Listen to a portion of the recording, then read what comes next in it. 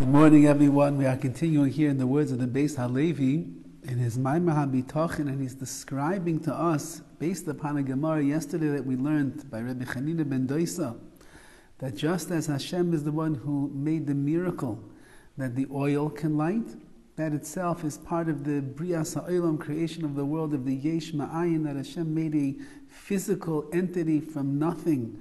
The world was only Ruchni, it was only HaKadosh Baruch Hu's existence, that's all that was here. And Hashem made a physical presence, a physical entity called the world, called the universe, and therefore everything in this world ultimately is a miracle. So he said to his daughter, who was distraught over the fact that she lit vinegar in the lamps instead of olive oil, he said, the same one who makes the olive oil burn, so he too is the one,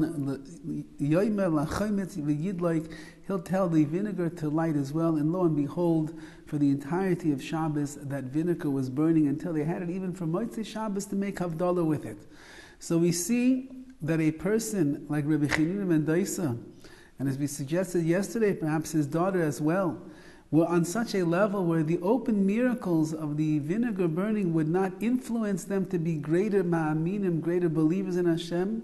Their faith and their trust in HaKadosh Baruch Hu was rock solid to begin with, and this was just an enhancement. It's like the icing on the cake in their lives, that since that it's Shabbos, and the mitzvah of a Jew is to have the candles lit on Shabbos, Friday night.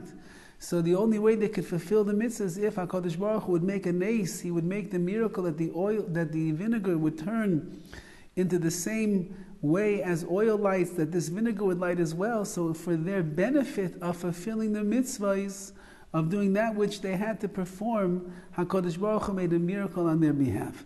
Did it make them stronger believers in HaKadosh Baruch Hu? Did it alter the way in which they saw Hashem in this world? They saw that HaKadosh Baruch Hu answers those who follow faithfully in His ways. They knew the Rabbi Shalom. That's what Rabbi Chanina ben Doisa is saying. I know HaKadosh Baruch Hu. I know that everything about this world is ultimately a nace, it's a miracle. The fact that oil burns, that's a miracle, so why not make the vinegar burn? That's what we need right now. HaKadosh Baruch Hu takes care of Yirei, of those that fear Him and that love Him and that follow in His ways.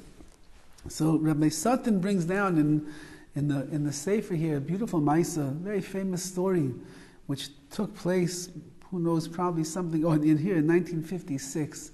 So we're talking about a story that goes back about 65 years ago, and the story is the following. It was Bnei Brak, and there was a 4-year-old child who they found to be completely fluent in all of the Torah. In the Torah, in the Chumash, he was quoting passages of Talmud, of the Gemara, of Shas, Baal Peh, by heart. And it seemed to prove the idea that Chazal tell us that when a child is in the womb of their mother, and they are in the gestation period for 9 months, there's a Malach Hashem, there's an angel who comes along and learns together bechavrusa, as a partner with this neshama, with this child that is inside of the mother, and teaches the child kol haTorah kula, all of the secrets, all of the depths, all of the knowledge that there is inside the Torah. They learn the Chumash, they learn Rashi, they learn Mishnayos, they learn Talmud Bavli, Talmud Yushalmi, they learn everything. And then right before the child is born, the Malach comes and taps the baby on his mouth, and the baby forgets everything before it comes into this world. Of course, the Meforshim ask, well, if he's going to forget everything, what was the point of learning it with him beforehand? And on that, Rav Dessler and others say, because once that the Torah has already been placed deep inside of the soul of a child, it's that much easier to be able to retrieve it and get back to it in their lifetime. And therefore, it's not like searching for something that you have no idea what it looks like, no idea what it sounds like, no idea what it's all about. The Torah is something that a person can bring themselves and gravitate towards when they begin to be Isaac, when they begin to learn the Torah in a deep way. It will become something that is apparent and close to them, and they'll be able to bring it back from that which they lost at birth. But this child over here apparently was never tapped on the mouth by the Malach, by the angel, because when he came into the world, And the moment that he was able to start speaking, he was already saying over divrei Torah, words of Torah, which was abnormal. This is not what people ever saw before in a 4-year-old child. And the whole town of Bnei Brak and Klal Yisrael in general, the Torah world, was going wild over this story because they realized that it was a proof to the words of Chazal.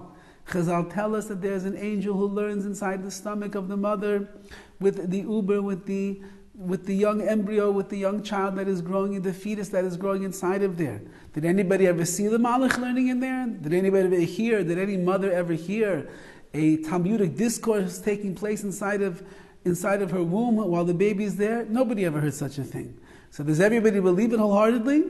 We believe in the words of Chazal, but this came to be a proof that what Chazal say is true, because this child obviously, without any previous knowledge in this world, without going to yeshiva or cheder or learning, he already knew all the Torah. So it happened to be the Malach, for one reason or another, didn't tap this baby on the mouth. Maybe it was just to teach Klal Yisrael that it's true what Chazal say. So there was a Yid who was living in America. His name was Rabbi Baxt, or Baxt as they pronounce it. And he heard about the story. He was living in Detroit. He was a Rosh Hashiva. He was a big tzaddik and a goyin. And he heard about the story and he wanted to know, is it really true? Is it really true? So he sent a letter to Rav Yecheskel Levenstein, who was the mashgiach of Ponevezh at the time, who lived in Bnei Brak, and he was known to be, as we've spoken about him before, he was the master of Emunah. And he wrote the letter and he said, I heard the story of the 4-year-old boy who learned everything in the womb with the Malach, with the angel, and didn't forget a word. I want to know, is it true? So Rav Chatzkel Levenstein, in his tremendous anivus, his humility, and his penetrating honesty into himself, wrote back the following words. I heard about the story as well, and I can confirm that it is 100% true. My daughter and my son-in-law, Rev Reuven Ginsburg, live near the child's home. She herself has seen the phenomenon before her very own eyes. So he's attesting that it's true. You don't have to have any doubts. It's a 100% valid story. But then he writes the following. Originally, I wanted to go there and see this as well. Who doesn't want to see a wonder kid, a wonder child, who is a living testimony to the words of Chazal, of our sages? I wanted to go, says Chatzkel Levenstein.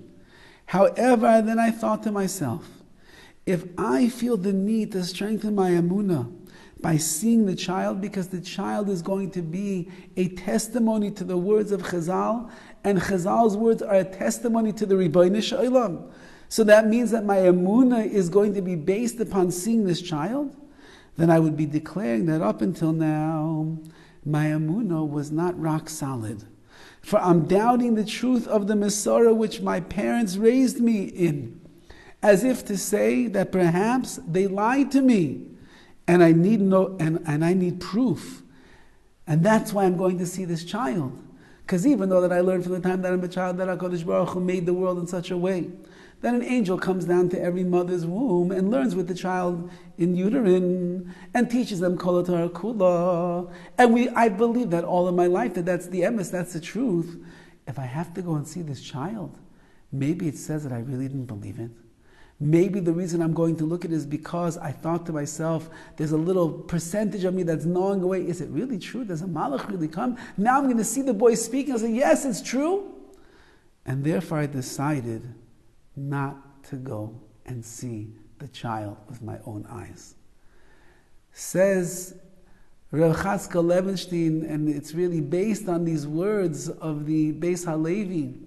We're living in a generation where that if we would see open miracles before our eyes, it would take away our bechira, our free will, to acquire Emunah Bitachon on our own. And therefore, Chatzkel Levenstein said, no, I'm going to keep my Emunah Bitachon pure and untainted. And therefore, I'm not going to see something that for sure is going to be mechazim me and open my eyes in the world of Emunah Bitachon. Then it'll be that all of my Emunah up until that point was shallow and was on shaky ground. So we didn't even get yet to our generation. That's the up and coming Be'ezus Hashem. And once we get there, then we'll see how we are supposed to ourselves go about inculcating and developing and growing the Emunah and the Bitachon in our lives every single day, be'ezras Hashem. Have a wonderful day.